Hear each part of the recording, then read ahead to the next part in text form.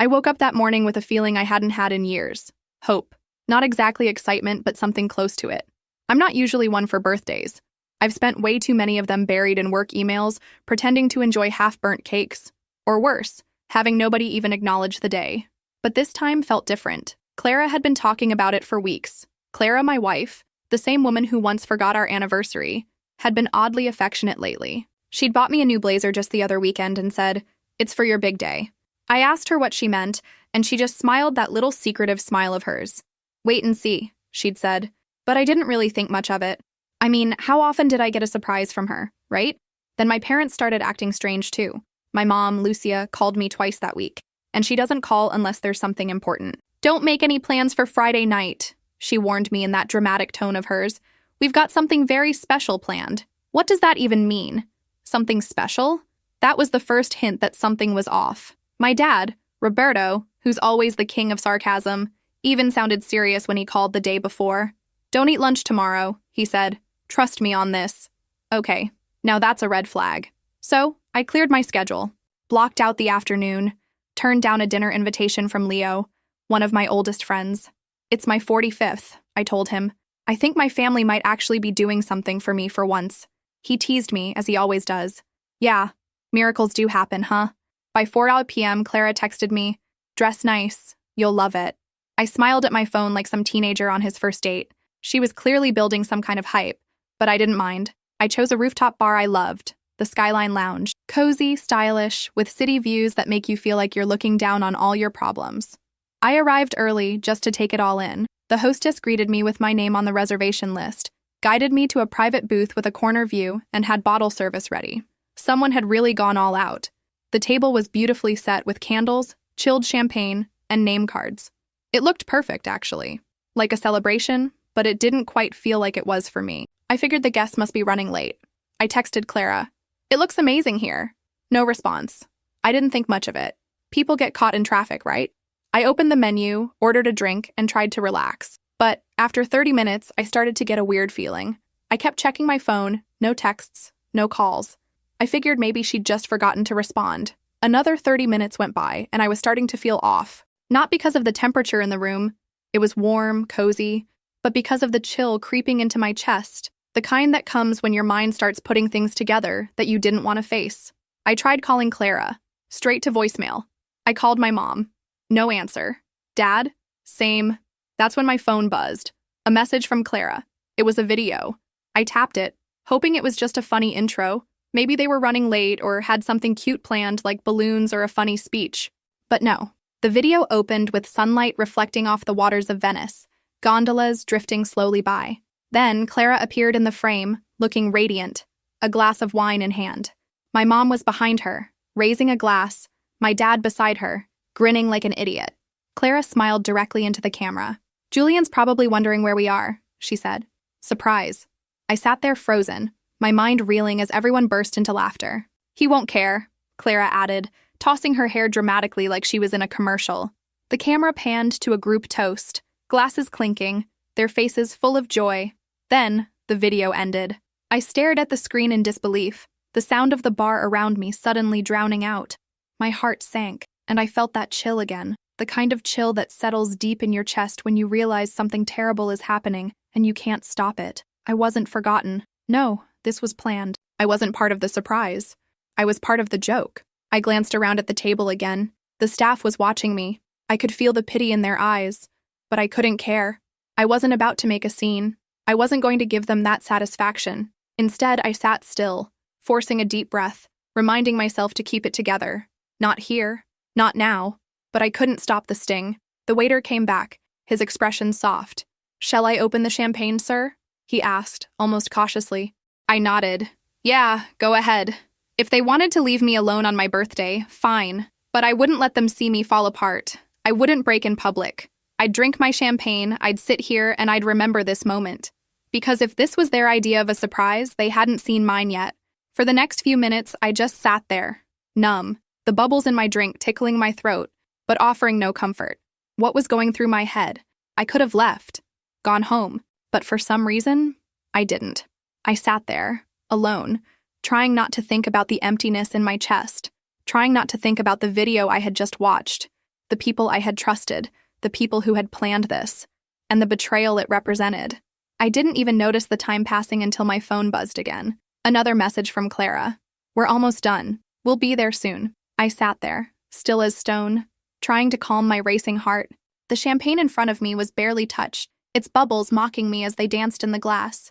Should I open the champagne, sir? The waiter's voice broke through the silence, his expression full of pity, and I nodded. Yes, open it. I wasn't sure if I was doing it for the sake of appearances or because, somehow, the idea of sitting there, pretending to enjoy a drink alone, felt like the only way I could reclaim some kind of control over this situation. They wanted to leave me alone? Fine, but I wouldn't let them see me break down. Not here, not now. This moment, as surreal and painful as it was, would become a part of me, something I would remember forever. And if this was their idea of a surprise, they clearly had no clue what was coming. The champagne was bitter, not because of the taste, but because of the truth that was settling in my chest. How long had they been planning this? How many dinners had I paid for, pretending everything was fine while they mocked me behind my back? I scanned the room, half expecting someone to burst in, telling me it was all a joke, that they were just kidding. But no one came. No balloons. No happy faces. Just me, sitting alone at a table set for a celebration that would never happen. The waiter came back, his voice soft, almost apologetic. Do you want me to cancel the rest of the reservation? He asked, clearly sensing the awkwardness in the air. I shook my head quickly, perhaps a bit too quickly. No, I replied, trying to sound casual. Leave it. I'm still celebrating. I didn't believe the words that left my mouth. How could I? They felt hollow. But I wasn't going to give in to the weight of my emotions. Not now. I wouldn't let them win by seeing me crumble. So, I ordered food, just to keep up appearances, really. I wasn't hungry, but I needed something to occupy my hands, my thoughts. I needed to feel like I was still in control of something, even if it was just the simple act of eating. And then, just when I thought the night couldn't get worse, I heard a voice, familiar, loud, and full of concern. Julian, what the hell, man? Are you here alone? It was Leo, my old college buddy, standing at the entrance of the bar with his usual wide grin, although it faltered when he saw the empty chair across from me. He must have seen my social media post. Of course he did. The world always knows your business these days, doesn't it? He slid into the seat across from me, clearly bewildered by what he'd seen online. So, where's Clara? He asked, looking around as if expecting her to pop out of nowhere and make everything okay. I couldn't help but feel a little bitter. She's in Italy with my parents, I answered, my voice sharp.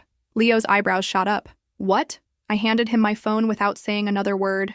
He watched the video in silence, his mouth slowly twisting into a tight line as he processed what he was seeing. When it ended, he placed the phone down carefully and muttered, "These people are out of their damn minds."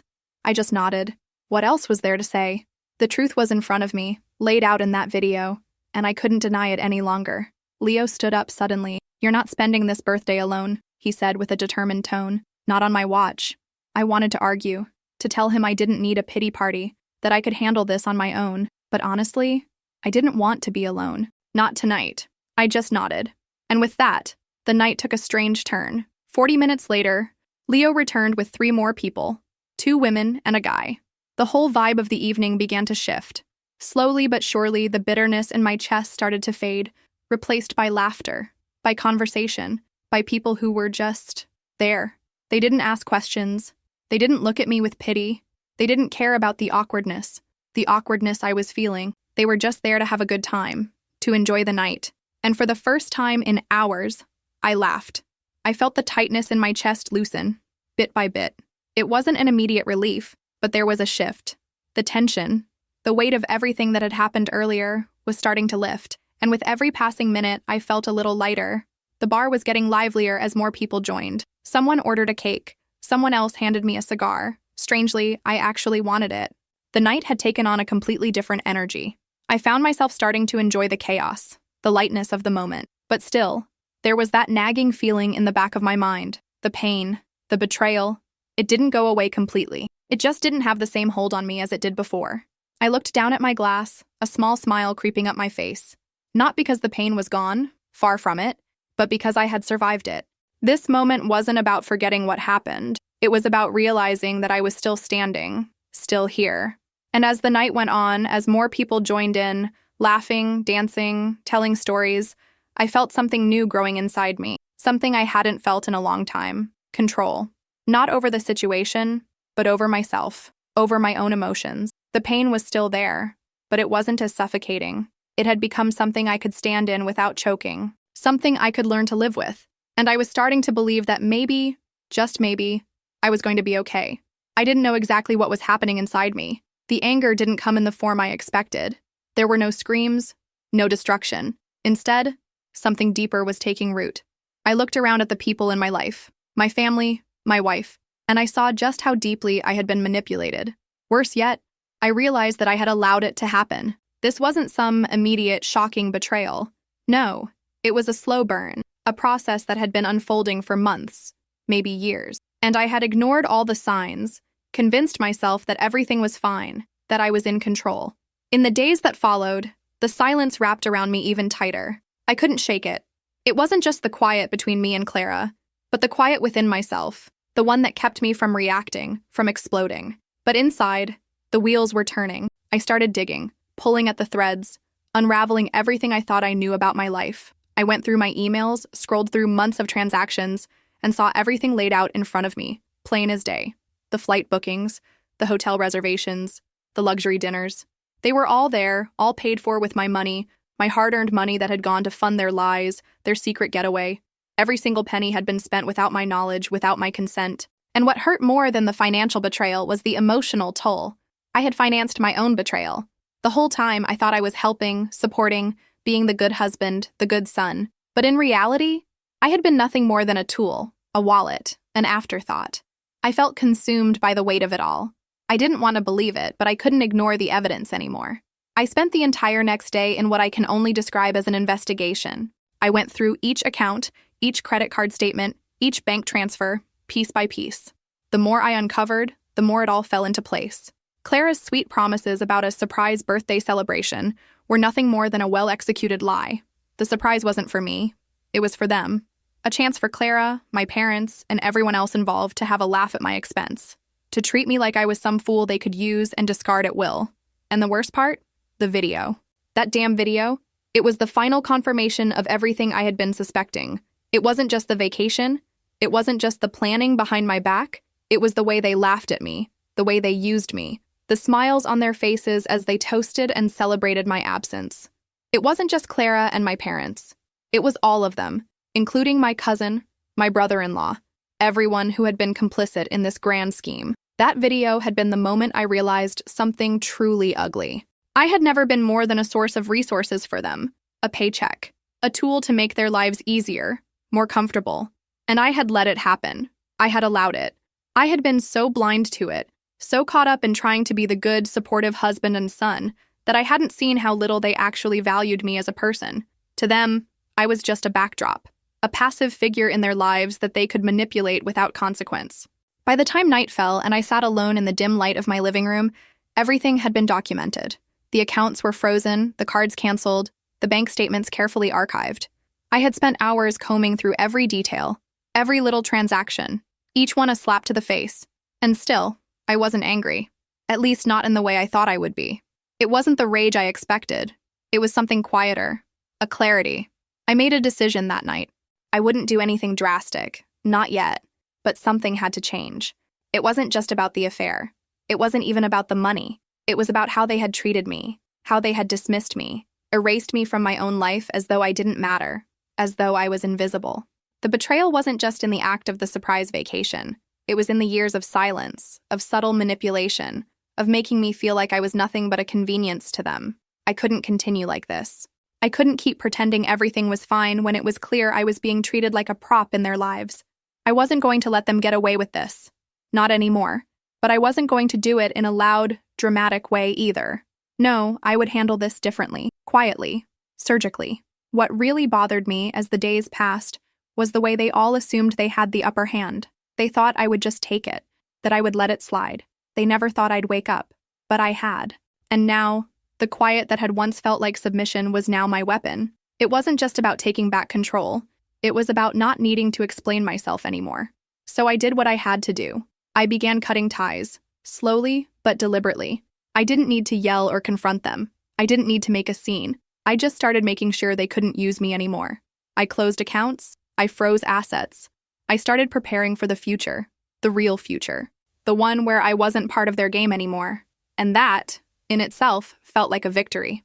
It wasn't a loud victory, but it was mine. Every canceled reservation, every closed account, every moment I spent taking back my power, it all felt like a step forward. They thought they had me cornered. They thought I would just play along with their little game. But what they didn't realize was that the game was over, and I was done playing. No more pretending. No more silence. No more letting them think I was the weak one. It was time for me to stand up and claim what was rightfully mine. Time to show them all what happens when you push someone too far. And yet, it wasn't the anger that kept me going. It was something else. Something deeper, more deliberate. I had been erased, yes, but I would rebuild myself from the ground up. And this time, it would be on my terms. What happened next was a silent transformation. I didn't explode. I didn't make speeches. But I took all the necessary actions to restore my dignity. After months of silence and neglect, I finally decided to take control of my life, once and for all. I didn't want to be dramatic about it. I didn't need the grand gestures or the loud confrontations. No, I was done with all of that. I had spent years trying to please everyone around me, trying to be the perfect husband, the perfect son. But in the end, all I had gotten was betrayal and mockery. It was time to stop trying to fix what wasn't mine to fix. With the help of my lawyer, I started organizing everything. Slowly but steadily, I began severing ties. I closed joint accounts, cut off financial connections, and made sure that Clara and my family could no longer rely on me. I didn't leave them destitute. I wasn't trying to punish them in the way they'd punished me. But I wasn't going to allow them to continue benefiting from my kindness, my resources, and my silence without recognizing the pain they had caused me. The impact was immediate. Clara, or should I say Mira, her true name now felt foreign to me, became confused and concerned when the withdrawal started. The transfers, the closures, the freezing of assets. She knew something was wrong but couldn't put her finger on it, and I didn't help her figure it out. I stayed calm, quiet. There was no need to explain anything anymore. She had already had her chance to hear the truth, and now it was my turn to be silent. She tried many times to convince me that it was all a joke, that she didn't mean to hurt me, but the truth was clear now, and no amount of manipulation could change it. I wasn't interested in excuses or justifications anymore. The silence that she so feared had become my weapon. Every time she sent me a message, I didn't reply. Every time she called, I didn't pick up. I let the unanswered texts and the unanswered calls pile up, one after another. My mother, Teresa, tried to convince me that it was all just a way to wake me up. She said it was a bold gesture, that they wanted me to realize something important about myself. I let her talk. I let her say whatever she needed to say, because I wasn't the same man anymore. I wasn't the one who would take the blame for their actions. I wasn't the man who kept apologizing for their mistakes. I had woken up, and that's what terrified them the most. I wasn't asking for their approval anymore. I didn't need their apologies. The change was undeniable, but the most shocking part of it all was how they couldn't grasp what was happening. They kept trying to push me back into the mold they had always known. They were used to me being quiet, being the good, predictable one. They hadn't realized that in all those years, I had been suffocating. I wasn't invisible anymore. I wasn't a passive participant in their lives. I had finally taken control, and they couldn't handle it. Mira, still clinging to the idea that she could charm her way out of this, sent me more and more messages, trying to explain, trying to make me understand that it wasn't that serious. She tried to make me believe that the video was just a joke, a harmless prank. But the more she tried, the more I realized how much I had been fooling myself. I wasn't angry anymore. I didn't even care to argue with her. I was done with explanations. I had stopped asking for anyone's approval a long time ago. I realized something crucial during those days of silence. I wasn't just freeing myself from them, I was freeing myself from the idea that I needed to keep giving without being seen. I had been used, and I allowed it for too long. I had been the one who paid for everything, literally and figuratively, and I was tired of it. I needed my freedom back. So I kept going. Slowly but surely, I cut out all the toxic connections. I didn't make a scene, I didn't announce my decision to anyone. I just quietly took back control of my life. I didn't need to tell them anything. They knew. They could feel it in the air when I stopped answering, when I stopped reacting. They understood that I wasn't playing their game anymore. Eventually, everything came to a head. Clara, now desperate, finally reached out in person. She came to my office. I had been expecting it. I had been waiting for the moment when she would finally face me, when she would realize that I was no longer the person she had left behind.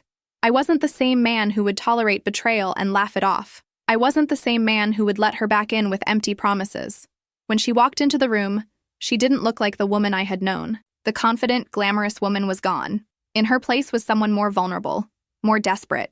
She had lost the power she once had over me, and I wasn't interested in giving it back. "Julian," she said, her voice shaky. "Can we talk?" I didn't say a word. I just nodded and gestured for her to sit down. She took a deep breath and started explaining herself, telling me how everything had gotten out of hand, how she never meant for things to go this far. But I didn't want to hear it anymore. I had heard enough. I stood up slowly, looking down at her. "You don't get it, do you?" I said, my voice calm but firm. "This isn't about what you meant. It's about what you did. It's about what you took from me." Her face fell, the reality of my words finally sinking in. She had crossed a line, and I wasn't going to allow her to minimize it. I wasn't going to sit there and listen to her excuses anymore. I had spent too many years doing that. "I'm done, Mira," I said quietly, but with conviction. "And you should be too." She didn't respond. She just stared at me, her eyes filled with regret.